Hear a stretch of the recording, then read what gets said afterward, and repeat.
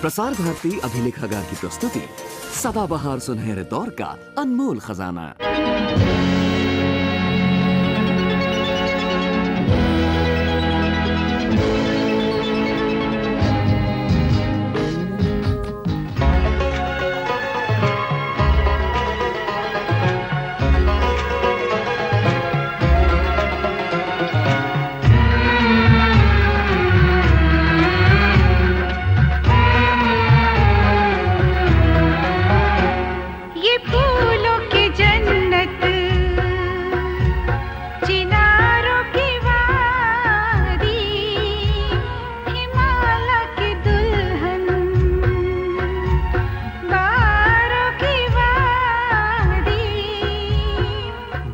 झरनों पहाड़ों की वादी, खुशियों भरे आबशारों की वादी, ये वादी ये कश्मीर है ये शान हिंदुस्तान की, फैली हुई हर तरफ खुशबू ज़ाफ़रान की, फैली हुई हर तरफ खुशबू ज़ाफ़रान की। बानो उस बच्चे को अपना दूध पिलाएगी। अगर वो उस बच्चे को अपना दूध पिलाएगी तो वो बच्चा उस घर का वारिस कहलाएगा, और अगर वो बच्चा उस घर का वारिस कहलाया तो हमारे तो इरादों पर पानी फिर जाएगा ना, हमें तो शिकस्त हो जाएगी। लेकिन बेटी, कीना परवर और बुरी नजर वालों से इस घर का पहरा देती रहना। भाभी, लोग कहते हैं कि एक जवान, खूबसूरत और एक बेवा मुस्लिम औरत का किसी दूसरे के घर में रहना खतरे से खाली नहीं है। हाँ, तो फिर तुम क्या कहते हो? वही जो लोग कहते हैं। बानो जन्म से मुस्लिम जरूर है, पर वो इस घर की बेटी है। मैंने बेकार ही बानो पर शक किया, मुझे माफ करना दीदी। तो ये बाजी भी बानो बिना खेले ही जीत गई। लगता है मुझे कोई दूसरा दाव सोचना पड़ेगा। और हद तो ये है कि इन्होंने गांव में ये हवा उड़ा दी है कि आपके और बानो बेटी के बीच में कोई गलत संबंध है। वो मेरी विधवा बहन बानो है और मेरे सिवा उसका इस दुनिया में और कोई नहीं। मुझे तुमसे पूछना है बेटी कि तुम इस्लाम की पैरोकार होकर इन काफिरों को क्यों याद करती हो? आज जब उसी प्यार और नमक का हक अदा करने का समय आया है तो मुझ पर बेसिर पैर की तोहमतें लगाई जाती है। केसर बानो हमारे गांव की बेटी ही नहीं, बल्कि वो इंसानियत की मशाल है जिसे तेरी जहर भरी सांसें बुझा नहीं सकती। मैं भेड़ की खाल में छुपे हुए उन भेड़ियों को पहचान नहीं सका।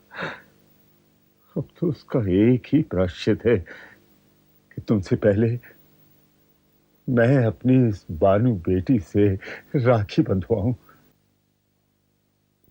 बासु बासु बासु, इस बार हम फिर बाजी हार गए और हमारी सारी मेहनत बेकार चली गई। ना ये मौलवी काम आया और ना ही वो मुखिया। अब तो वो हमें ही नए नए नाम दे रहे हैं। बासु, मुझे लगता है कि इस बानो के पास जरूर कोई ताकत है।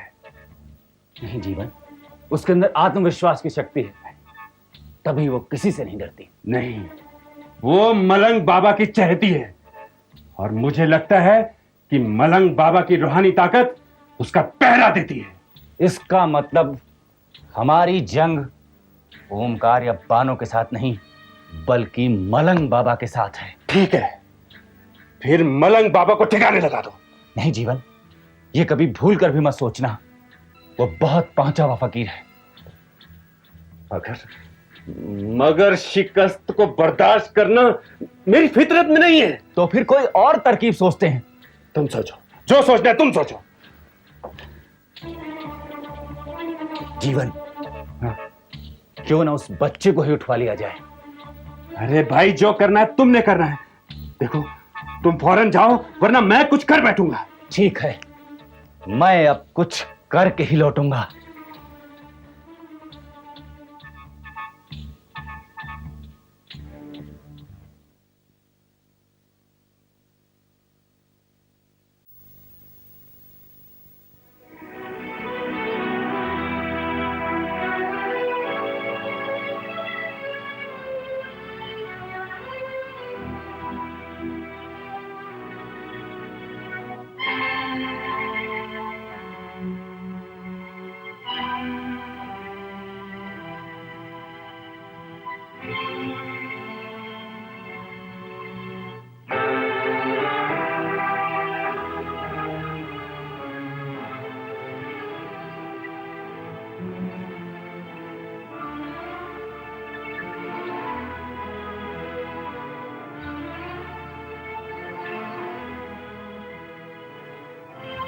ये तो दोनों एक से दिखाई दे रहे हैं, कपड़े भी एक से पहने हुए। अब इसमें से ये कैसे पता लगे कि अशोक कौन है और असलम कौन है? हाँ, जिसे बानू दूध पिला रही थी ना, वही अशोक होगा। हाँ बिल्कुल। जल्दी कर यार, कहीं वो शेरनी आ गई तो पीछे छोड़ाना मुश्किल हो जाएगा। मुझे तो डर लग रहा है। कभी मर्द होकर एक औरत से कहता है तो।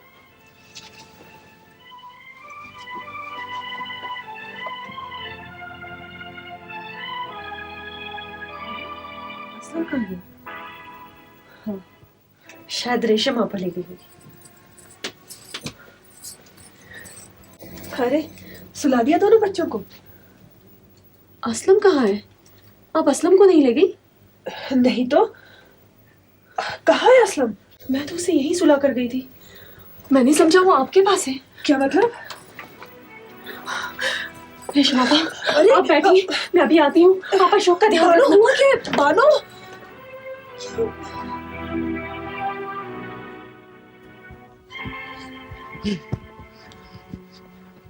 ये क्या? ये तो असलम है, बानू का बेटा। मगर हमें तो। रुको! अरे भाग, वो शेरनी आ रही है। रुको कमीना, रुको! मैं 2 सेकंड तक तुम्हारा पीछा नहीं छोड़ूंगी।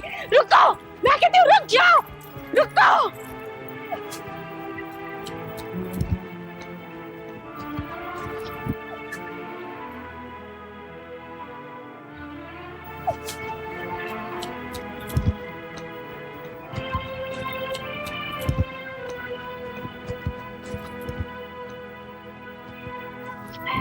रुको!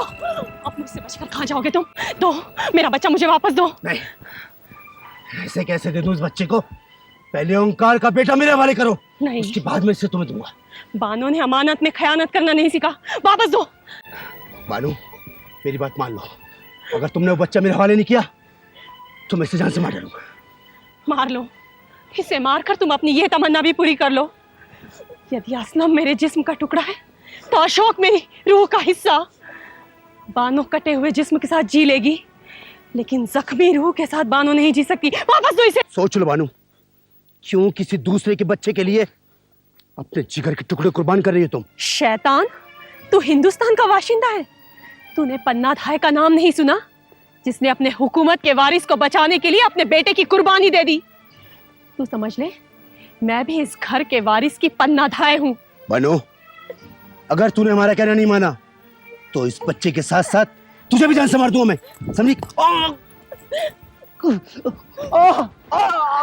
चांडाल, शैतान! माता दुर्गा ने तो जैसे चांडालों और राक्षसों को मिटाने के लिए जन्म लिया था, और मेरे मौला ने तो जैसे शैतान को सबक सिखाने के लिए मुझे भेजा है। पता किसके कहने से तूने ये सब किया?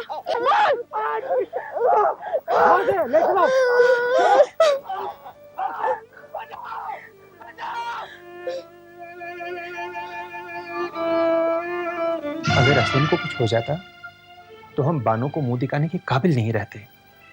असलम को वहां कमरे में ना देखकर मेरी तो जान ही निकल गई थी, पर बानो गुस्से में अकेली और नियति दौड़ ली थी उन लोगों के पीछे। और जब तक उसने असलम को छुड़ा नहीं लिया, उनका पीछा नहीं छोड़ा।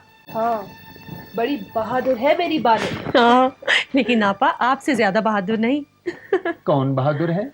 ये भाई साहब, आप भी। मालिक, ये बानो बिटिया का ख्याल है कि शहर से सुरेश भाई को बुला लिया जाए। आप क्या कहते हैं काका? अब मैं क्या कहूँ मालकिन, वैसे मैं पुलिस और कोर्ट कचहरी के हक में नहीं हूँ। अब हमारा बच्चा हमें सुरक्षित मिल ही गया है, तो हम अपनी बागडोर किसी और के हाथ में क्यों दें? क्यों मालिक? तुम ठीक कह रहे हो काका, हम मुखिया जी के फैसले पर ही फूल चढ़ाएंगे। क्यों रेशम, ठीक है ना? जैसा आप मुनासिब समझे। बानो, तुम्हें कुछ कहना है इस बारे में? नहीं आपा, अब कुछ कहने की गुंजाइश ही कहाँ है। अब तो हम मुखिया जी का फैसला ही देखेंगे। चल साला, चल। यही है वो शैतान। लेकिन इसे इस तरह क्यों बांध रखा है आप लोगों ने? खोल दो इसे। खोल दे? लेकिन क्यों मुखिया जी? अरे, जिसे इस गांव की बेटी ने पकड़कर बांध दिया, वो तुम नौजवानों को धोखा देकर कहीं नहीं जाएगा। खोल दो इसे और इसे पानी वानी पिलाओ। हट।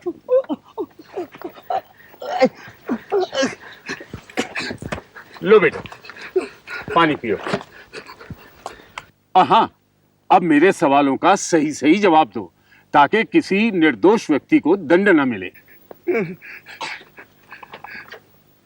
अरे घबराओ नहीं बेटा, यहाँ तुम्हें कोई कुछ नहीं कहेगा।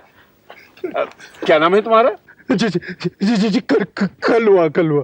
अच्छा कलवा, एक बात सुनो, अगर तुम्हें पेट भरने के लिए मेहनत मजदूरी करनी भी पड़े तो ऐसी मेहनत मजदूरी करो जिससे उजरत के साथ साथ तुम्हारे मन को शांति भी मिल सके। देखो, जरा ठंडे दिमाग से सोचो, ऐसा करके भला तुम्हें क्या मिला? गालियां, नफरत भरी नजरें, दुत्कार और ये चोट के निशान। अब अगर तुम्हें पुलिस के हवाले करना पड़ा तो वहां जेल में मिलेगी तुम्हें काल कोठरी। जानते हो, जिस बच्चे को तुमने उठाया है उसका मामा पुलिस का कितना बड़ा अफसर है। मुखिया जी, ये हराम की कमाई खाने वाले बड़े ढीठ होते हैं, इन्हें समझाना बेकार है। मुखिया जी, आप इसे कह दीजिए कि उस आदमी का नाम बता दे जिसके कहने पे इसने ये काम किया था। अरे अरे, आप लोग इतने उतावले क्यों हो रहे हो? अगर ये उस आदमी का नाम नहीं बताएगा तो इसको भला छुटकारा कैसे मिलेगा? अच्छा कलवा बेटा, जल्दी से उस आदमी का नाम बता दे जिसके कहने पर तूने ये अपराध किया है। मुखिया जी, अगर मैंने उनका नाम बता दिया तो वो मुझे जान से मार देंगे। छोड़ेंगे तो हम भी तुझे नहीं। अरे अरे अरे, मगर ये बताओ, अब आप लोग क्या चाहते हो? मुखिया जी, आप इसे हमारे हवाले कर दीजिए, हम इससे सब कुछ अपने तरीके से उगलवा लेंगे। हाँ मुखिया जी, यह हमारा शिकार है, इसे हमारे हवाले कर दीजिए, फिर इसे हम जाने या ये जाने।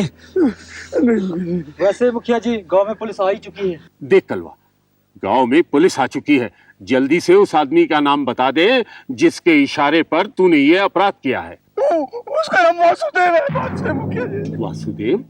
कौन? ओ, वो जीवन प्रकाश का चमचा। हाँ हाँ मुखिया जी, ये उन्हीं लोगों का काम है। ओंकार के बेटे को अगवा कराकर उन्हीं कमीनों का फायदा हो सकता है। ठीक है, मैं जीवन प्रकाश को बुलाकर उससे बात करता हूँ। तब तक तुम लोग इसे अंदर वाली कोठरी में ले जाकर बंद कर दो ताकि पुलिस की नजर इस पर न पड़े। ठीक है मुखिया जी। अबे चल। अरे मुखिया जी, मुझे अबे चल तो, अबे चल।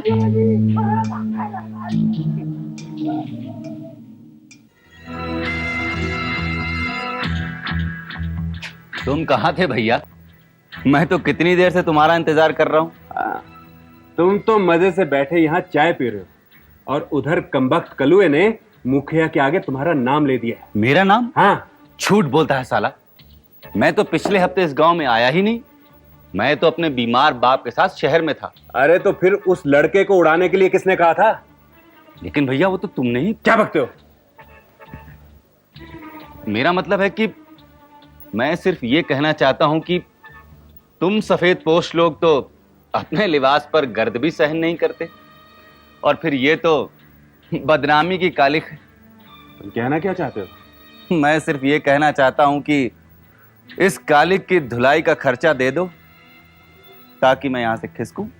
देखो, तुम्हारा खर्चा तुम्हारे घर पहुंच जाएगा, लेकिन इस वक्त गांव वालों के यहां आने से पहले तुम पिछले दरवाजे से दफा जाओ। जल्दी जाओ, उनको मैं संभालता हूं, जाओ तुम।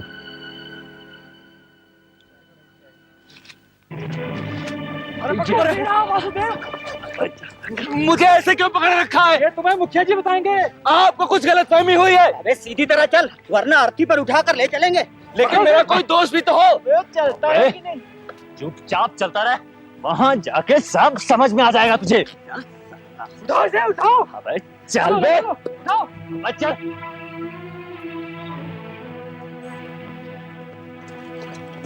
लीजिए मुखिया जी, आपका असली मुजरिम। असली मुजरिम को तो अभी हमें खोजना है और उसका नाम ये बताएगा। वैसे मुखिया जी, कलुआ ने इसी का नाम लिया था ना? अरे कलवा जो अंदर कोठरी में बंद है वो तो इसके हाथ की कठपुतली है। अब हमें ये देखना है कि इस कठपुतली की डोर किसके हाथ में है। मुखिया जी, यही है वासुदेव, जीवन प्रकाश का चमचा। अरे अरे, मैं इसे बहुत अच्छी तरह पहचानता हूँ। ये एक बार पहले भी मेरी उम्र और तजुर्बे का मजाक उड़ा चुका है। क्या वासुदेव, पहचाना मुझे? अरे तू ही तो ओंकार और बानू के खिलाफ मुझे भड़काने के लिए आया था। लेकिन इस बार तो मैंने कुछ नहीं किया मुखिया जी।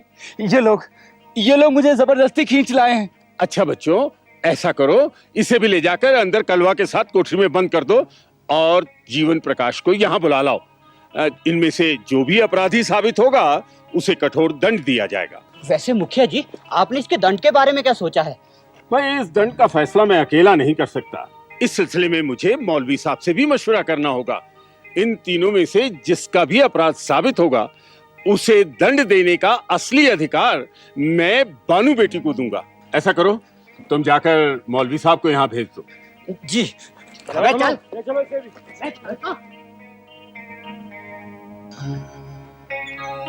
चल बे, अब तू भी यहाँ रहे।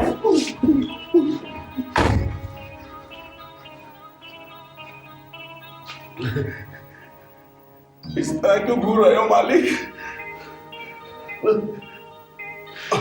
मालूम है, वो बानू खूनी शेरनी की तरह मुझ पे टूट पड़ी और उसके बाद सारा का सारा गांव उसके पीछे हो लिया था। हरामखोर, तू ये बता, तूने मेरा नाम क्यों लिया? वो घबराहट में मुंह से निकल गया मालिक, और फिर वो मुझे पीटते जा रहे थे। सारा जिस्म अभी तक उनकी चोटों से सुलग रहा है मालिक का। बहाने मत बना, ये बता तूने मेरा नाम क्यों लिया? पुलिस आ गई थी मालिक, पुलिस भी तो आ गई थी ना। पुलिस आती या मौत? ये तो तुझे बच्चे की सुपारी लेने से पहले सोचना चाहिए था। भूल हो गई मालिक, पिटाई भी तो हो रही थी मेरी। वो तो हो नहीं थी, क्योंकि तूने एक नहीं 3 गलतियां की हैं। 3 गलतियां कौन सी मालिक? पहली, सुपारी तूने ली थी अशोक की और उठाया तूने असलम को।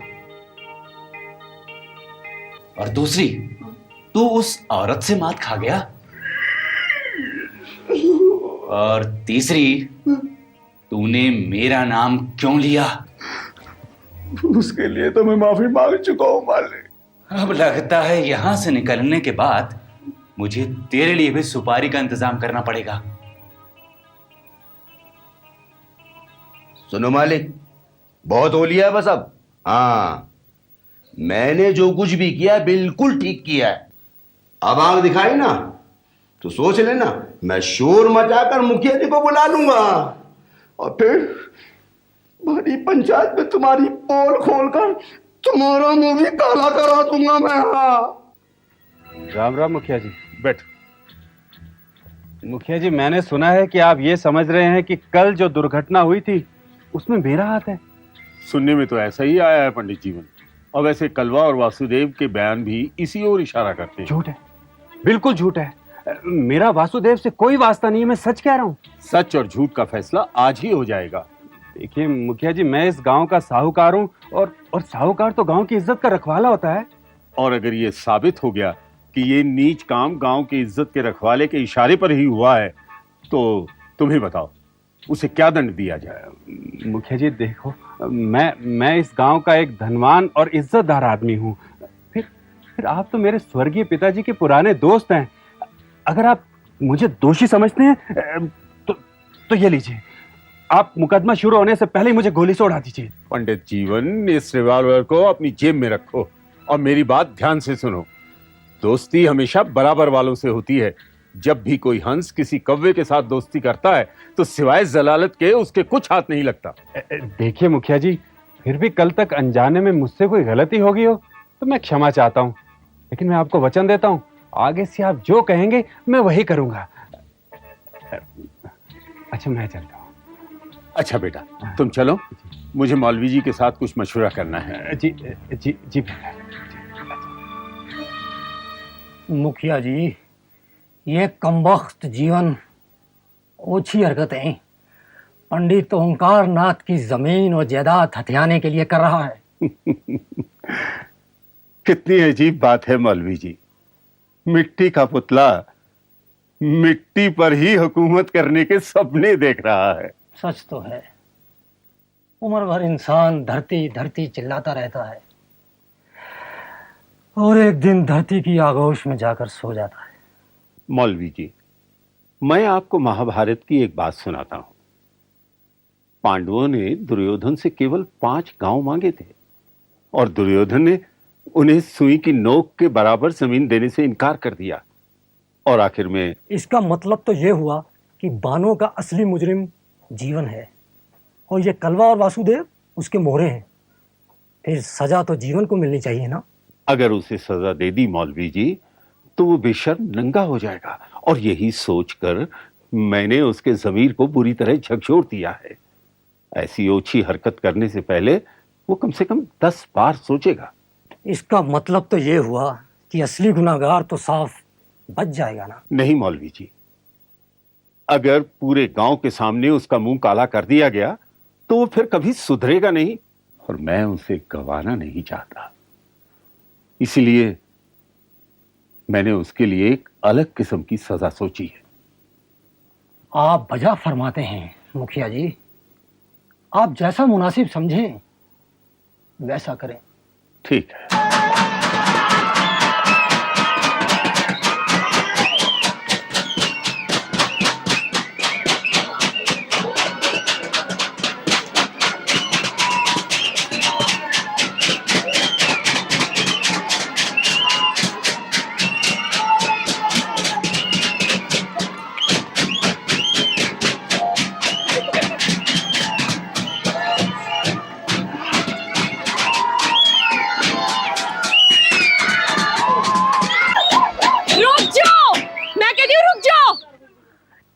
और इस तरह इंसाफ और न्याय का मजाक मत बनाओ, क्योंकि ये हमारा असली न्याय नहीं है।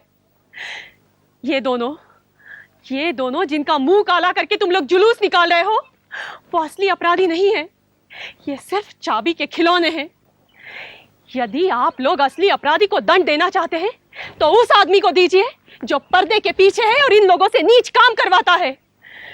मैं मुखिया जी के लिए भी कहती हूँ कि इंसाफ की गद्दी पर बैठकर अपराधी का लिहाज करना ये भी अपने आप में एक बड़ा अपराध है।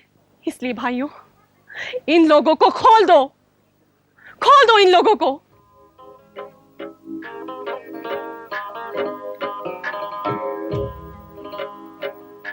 जो बोया सो पाएगा,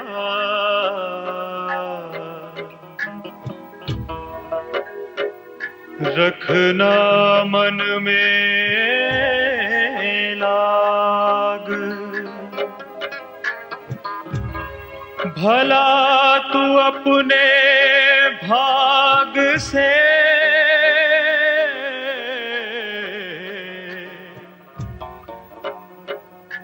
कहाँ जाएगा भाग, कहाँ जाएगा भाग।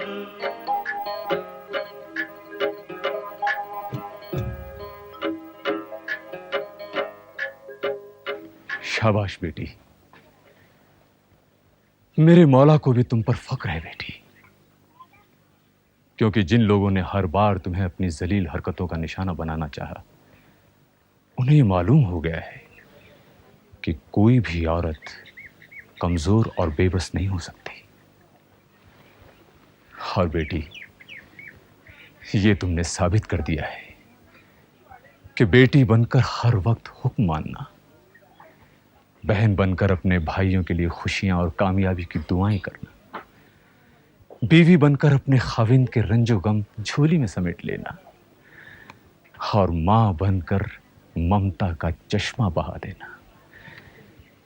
और अगर ऐसी औरत की गैरत को ललकारा जाएगा तो वही ममता से भरी शराबोर औरत खूनी आंधी भी बन सकती है। ये फूलों की जन्नत, चिनारों की वादी, हिमालय की दुल्हन, बारों की वादी, झीलों झरनों झरनों पहाड़ों की वादी, खुशियों भरे आबशारों की वादी, ये वादी ये कश्मीर है ये शान हिंदुस्तान की, फैली हुई हर तरफ खुशबू ज़ाफ़रान की, फैली हुई हर तरफ खुशबू ज़ाफ़रान की।